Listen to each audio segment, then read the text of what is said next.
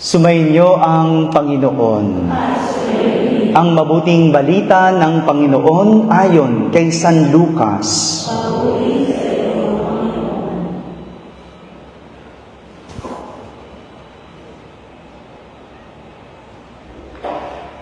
Noong panahong iyon, sinabi ni Jesus ang talinhagang ito sa mga taong ang tingin sa sarili ay matuwid at humahamak naman sa iba. May dalawang lalaking pumanhik sa templo upang manalangin. Ang isa ay Pariseo at ang isa namay publikano.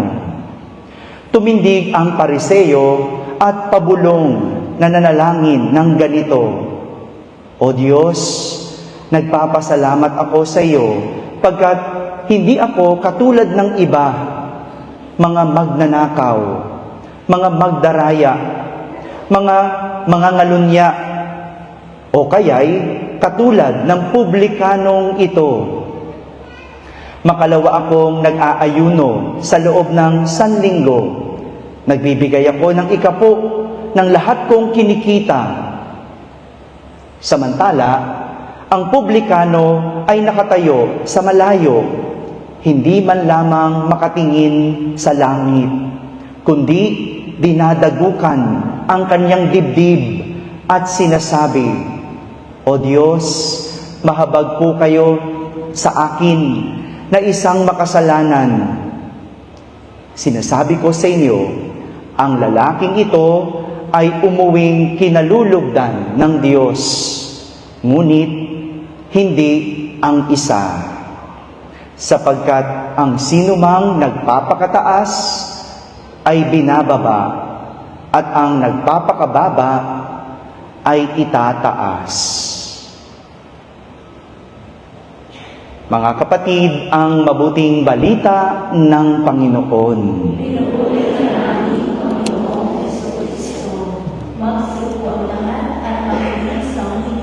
Isang magandang umaga po sa inyong lahat.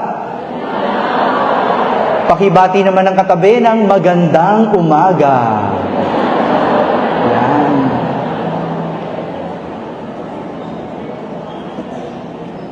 Ngayong araw na ito, humigit kumulang 600 na makasalanan ang mapapatawad sa kanilang kasalanan. 600. To be exact, tayo po ay 612 ngayon. 612. Kasama ka sa 612. Humigit kumulang 600 na makasalanan ang mapapatawad sa kanilang kasalanan. Ibig sabihin, humigit kumulang 600 na kaluluwang nais pumunta sa langit ang makapupunta sa langit. Tanungin mo ang katabi mo, gusto mo ba?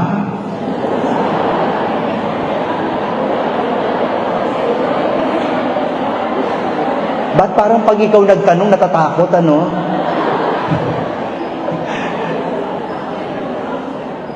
Sino nagsabi? Ang ating pananampalataya.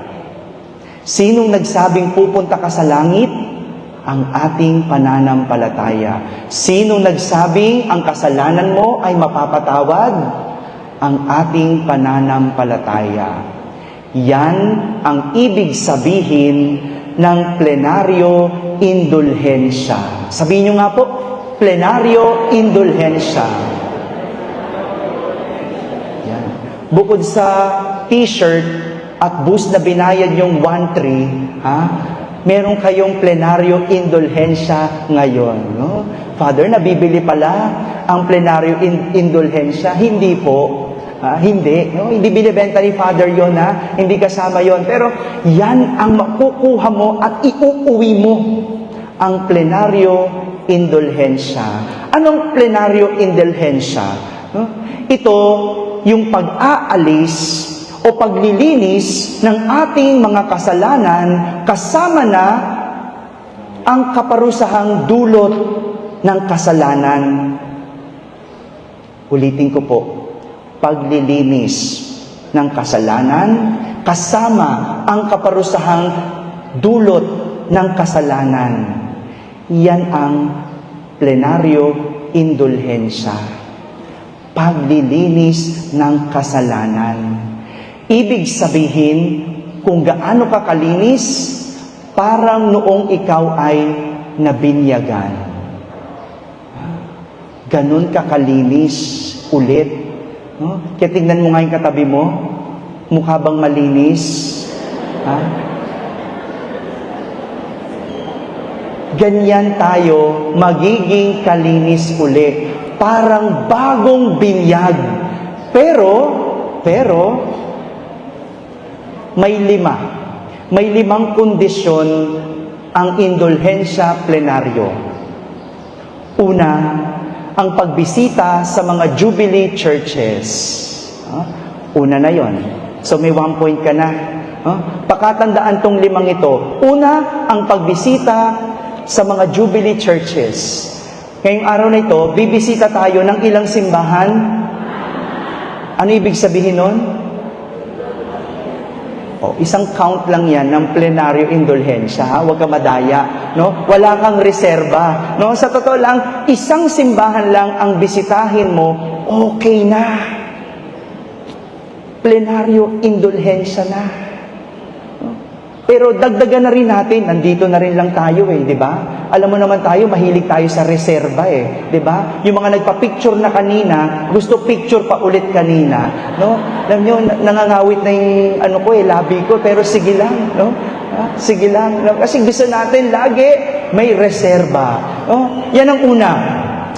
Pagbisita sa Jubilee churches. Pangalawa, pangungumpisal. Walang plenaryo indulhensya kung hindi ka mangungumpisal. Kaya pag uwi natin sa Manila, mangumpisal ka. Dahil hindi mo makukumpleto ang plenaryo indulhensya kung hindi ka hihingi ng tawad. Pangatlo, pangungumunyon. Marami sa atin nagsisimba pero hindi nangungumunyon. Hello? Hindi kumpleto ang misa kung walang pangungumunyon.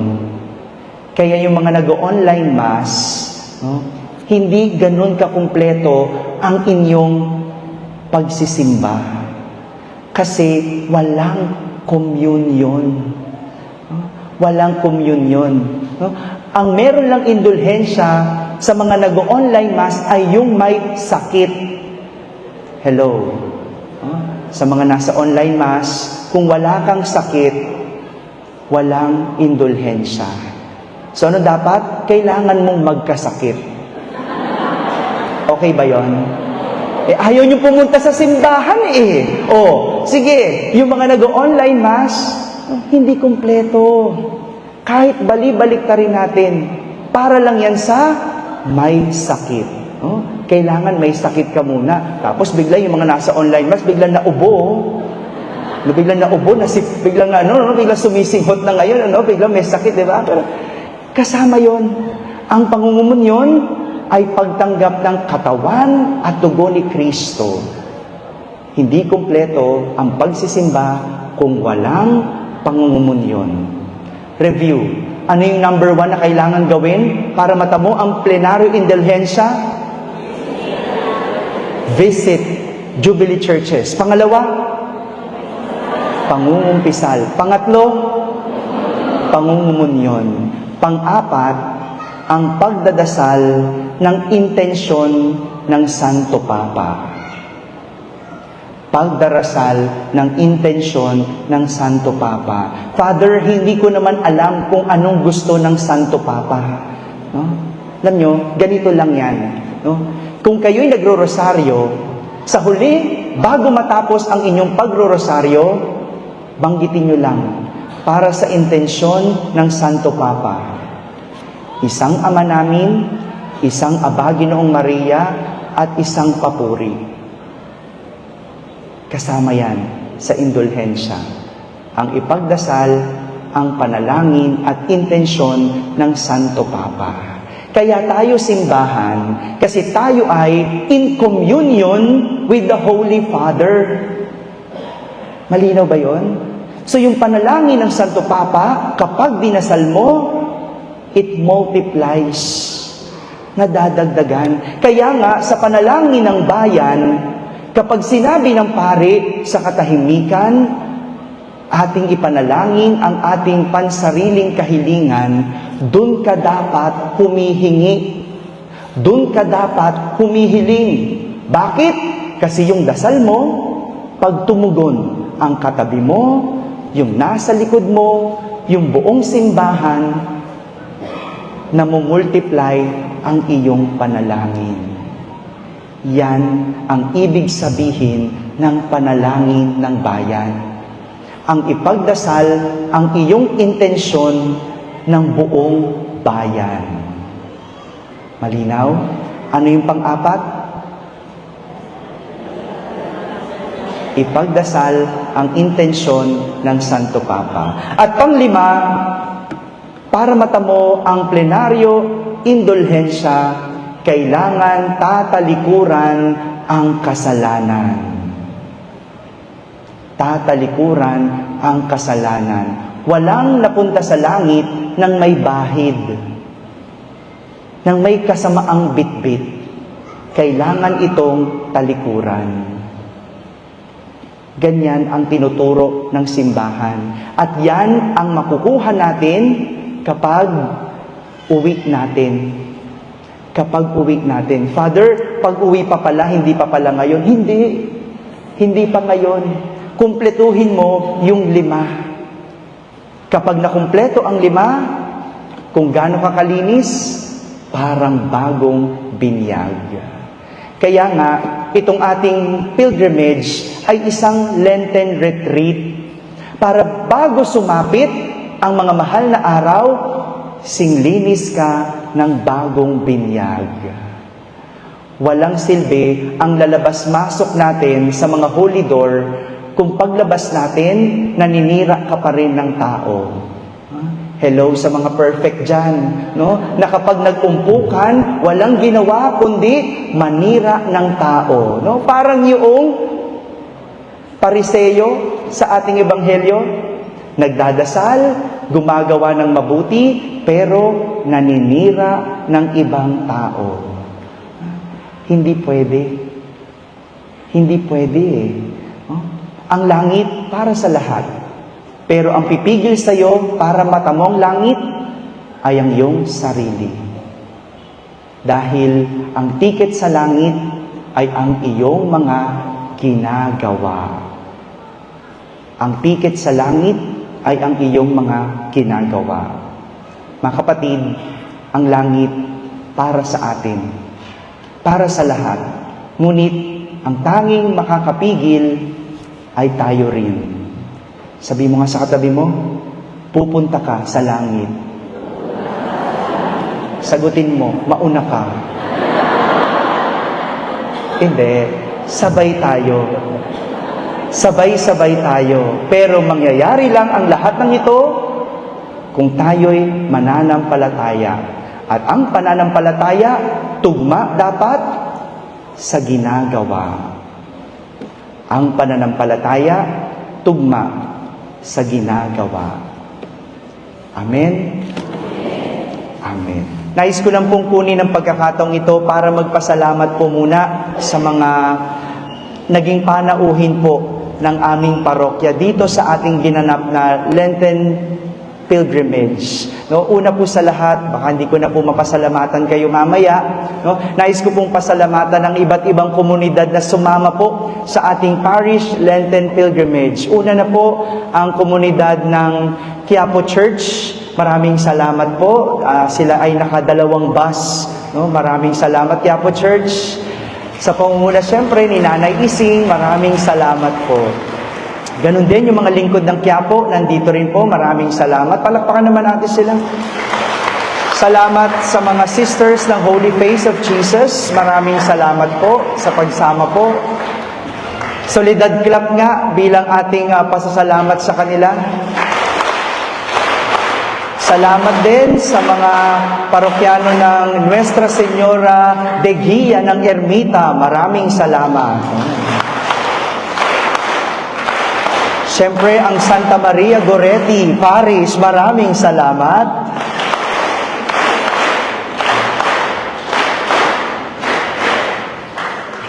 Kalimutan pa ba? Ang EDSA Shrine, maraming salamat. EDSA Shrine Community, maraming salamat po.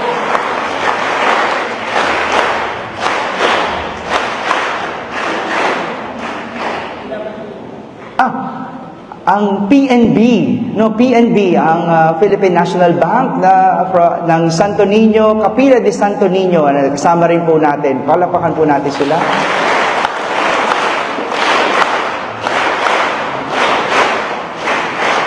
Ang Sacred Heart Parish ng Santa Mesa, Manila, maraming salamat.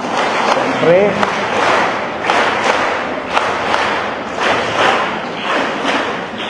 yari ako pag may nakalimutan ako sa inyong lahat, maraming salamat po sa mga online mass goers po natin na sumama at nakilala ako ng personal. Maraming salamat po.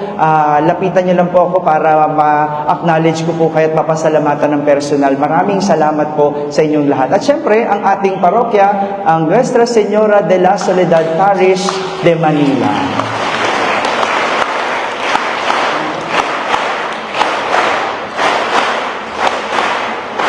Pagkatapos po natin dito, diretso na po tayo sa ating ikatlong simbahan sa Mahayhay. At pagkatapos po nating magdasal, doon po ay manananghalian po tayo. So hopefully, tapos na po kayo mag-shopping, no?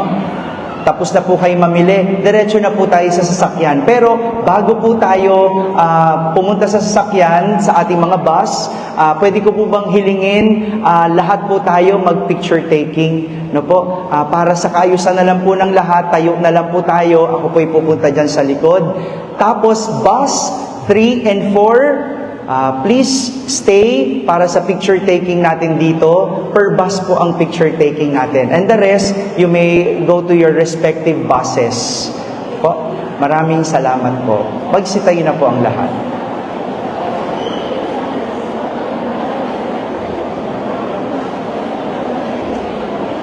Sumainyo ang Panginoon. At pagpalain kayo ng makapangyarihang Diyos, Ama at Anak at Espiritu Santo. Tapos na pong ating pagdiriwang, humaiking taglay ang pag-ibig at kapayapaan ni Kristo.